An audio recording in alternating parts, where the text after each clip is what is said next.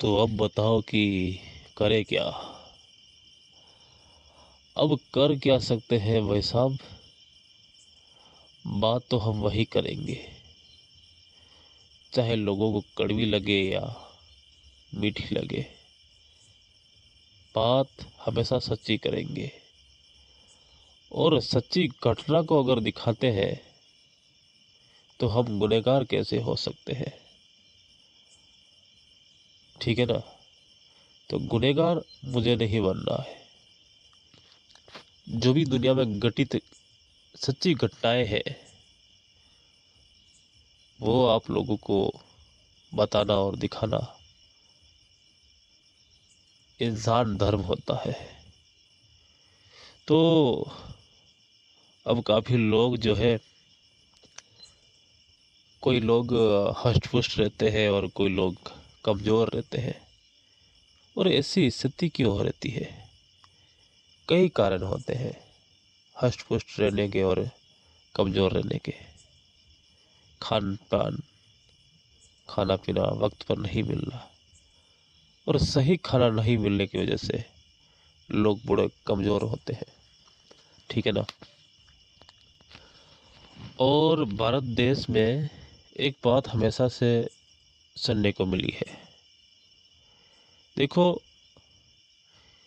एक इंसान जब जन्म लेता है वो कुछ आयु तक वो जीवित रहता है और चला जाता है, पर कुछ इतिहास जो काफ़ी वर्षों से चले आ रहे हैं, आते हैं लोग पढ़ते हैं चले जाते हैं, और आते हैं लोग पढ़ते चले जाते हैं।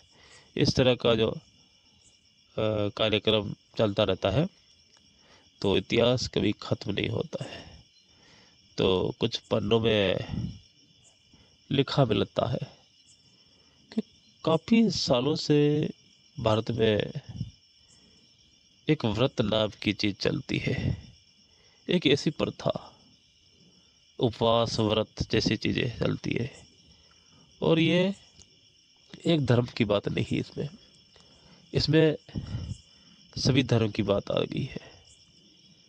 ठीक है ना। तो सभी लोग व्रत जरूर रखते हैं, अपने अपने इष्ट देव, अपने अपने भगवान के लिए व्रत रखते हैं। और भारत में तो एक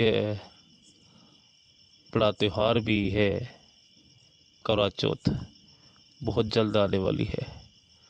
और भारत की तमाम महिलाएं जो है करवा चौथ का व्रत रखने वाली है। और ऐसा व्रत रखने वाली है कि पानी का एक बूंद तक वो नहीं चखेगी। प्यासी घूमेगी, तड़फेगी, बिलखेगी, पानी के लिए तरस जाएगी, फिर भी नहीं पानी पिएगी। कठोर व्रत। और अब एक चीज को समझते हैं, आखिर ये व्रत चीज क्या होती है और इसे लोग क्यों रखते हैं। देखो, कोई टाइम अगर ऐसा आया होता होगा कि पिछले युगों में कहीं पर खाना पीना नहीं मिला होगा, या कुछ काल जैसी चीज़ें, यानी कि पानी नहीं आया, बरसा होगा तो खाने पीने की कुछ व्यवस्था नहीं हो पाती होगी, तो लोग भूखे रहते होंगे और रहे होंगे, ये बात अलग है। ठीक है ना। परंतु आज के समय में ये व्रत उपवास जैसी चीज़ें कहाँ से लागू होती जा रही है। और लागू जब हो रही है तो अब ये छोटी छोटी बच्चियों के ऊपर भी लागू होती जा रही है। कुंवारी लड़कियों के ऊपर भी ये लागू कर दिया गया है कि वो भी व्रत कर रही है, सोमवार का महादेव का व्रत कर रही है। और ऐसी ऐसी लड़कियां हैं जो कि शादी से पहले ही करवा चौथ का व्रत रखती है अपने पति के लिए। तो अब मैं एक बात जानना चाहता हूँ कि ये जो भूखे रह के क्या साबित करना चाहती है, मतलब क्या मिलता है इससे। क्या जो कोई मनोकामना होती है वो पूर्ण होती है भूखे रहने से। और ये भूख का कलेक्शन किसी देवता से, किसी देवता के साथ क्यों है, ये बात जानना जरूरी है ना। तो क्योंकि भगवान कहता है कि तुम भूखे रह के मेरी प्राप्ति करो, ऐसा किस में लिखा हुआ है? ठीक है ना, मैंने बहुत जगह पर देखा है ऐसा। और अभी करवा चौथ पर ज़्यादातर देखना आप लोग जगह जगह पर करवा चौथ व्रत व्रत, बस व्रत ही व्रत चलेगा। वाह भाई, बहुत खूब यार। अब गहराई में उतरना पड़ेगा हमें, बहुत ज़्यादा गहराई में जाना पड़ेगा। ये व्रत चीज़ कहाँ से चली है? मैंने कुछ जानकारी तो इकट्ठी की है कि ये जो प्रथा है, व्रत जैसी चीज़ें हैं, ये पहले के टाइम पे नहीं थी। ये धीरे धीरे जो है आर्यों के आगमन के बाद ही ये उत्पन्न हुई है।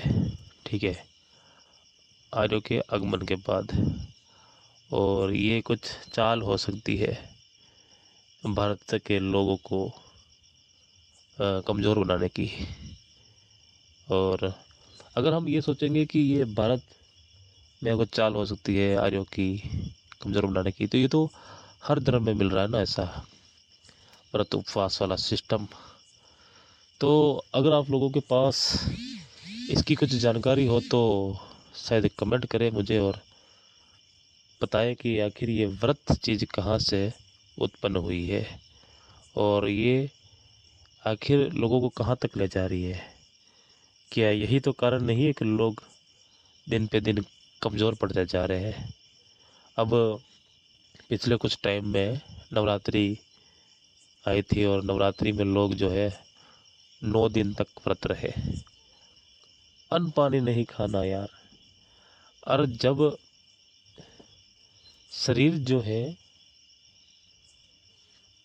अन्न खाने के लिए बना है, ये अन्न और जल आग जैसी चीज़ें ये ग्रहण करता है शरीर, तो हम उसको इतना कष्ट क्यों दे रहे हैं, है ना? और कष्ट देकर फिर भगवान की प्राप्ति। और सभी लोग तो ये भी कहते हैं कि भगवान ने सब इंसानों को बनाया है, भगवान तो पिता है, हमारे माता पिता तो वही है, तो फिर उसे पाने के लिए इतना कष्ट क्यों भाई, है ना? कुछ तो डिफरेंट जरूर है इसमें। तो ये जो बात है ना, ये आप लोगों के सामने जरूर रखना चाहते हैं। ठीक है, देखो मेरे रिक्वेस्ट तो आप लोगों से यही है कि अगर आप लोग जो कोई भी व्रत अगर कर रख रहा है, उपवास अगर रख रहा है ना, तो पहले इसकी खोज करनी चाहिए।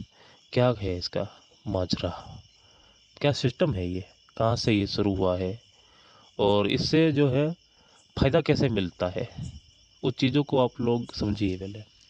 ठीक है, जैसे कि देखो, अगर आप सोमवार के दिन व्रत रख रहे हो, ठीक है, तो आप लोग कहते हो कि मैं आज मुझे महादेव का मैंने व्रत रखा, तो अब उसमें महादेव का आप लोग व्रत कर रहे हो ना, तो कैसे कर रहे हो? मतलब जैसे भूखे रह के तो आप लोग क्या कर लोगे, मतलब भूखे रहोगे जब, तो फिर भगवान महादेव को कैसे प्राप्त करोगे? मुझे इसका डिटेल चाहिए कि मतलब भूखे रह के ही भगवान को कैसे पालोगे आप लोग, ठीक है ना? तो और मनोकामना जैसे अगर आप कुछ मांग रहे हो कि मुझे कुछ चाहिए ना, तो क्या ऐसा आप बोलते हो कि जब कुछ मांगते हो तो ऐसे बोलते हो आप कि मेरी कुछ इच्छा है, मेरा कुछ काम है जो पूरा हो जाएगा तो मैं भूखा रहूँगा या भूखी रहूँगी पूरे दिन आपके लिए? तो क्या वो आपकी बात भी सुन रहे हैं कि नहीं सुन रहे हैं? डिटेल से मुझे बताइए कि ये जो प्रक्रिया कैसी रहती है आप लोगों की, ये व्रत की प्रक्रिया। हर रविवार के दिन भी कोई व्रत रह रहा है, कोई शनिवार को दिन दे रहा है। अब देखो, जैसे कि आप लोग व्रत रह रहे हो, जवान बूढ़े बुजुर्ग लोग सभी रह रहे हैं, महिला भी रहती है, पर ये छोटी छोटी बच्चों पर अन्याय मत करो। और ये जो चीज़ें है ना, व्रत जैसी चीज़ें, ये इतनी एक्टिव कौन कर रहा है? एक्टिव वो तो पता लगना चाहिए ना, कौन एक्टिव कर रहा है इतनी? छोटी छोटी बच्चों का भी शिकार हो रहे हैं। देखो उसके पाचन पाचन तंत्र जो है, जो पोषण जो खाना मिलता है, अब उसको भी कमज़ोर पड़ जाते हैं। व्रत रहते हैं ना, तो पूरे दिन खाना नहीं खाते, तो जो ये जो शरीर में कुछ एनर्जी है वो कम पड़ती है। तो इस तरह की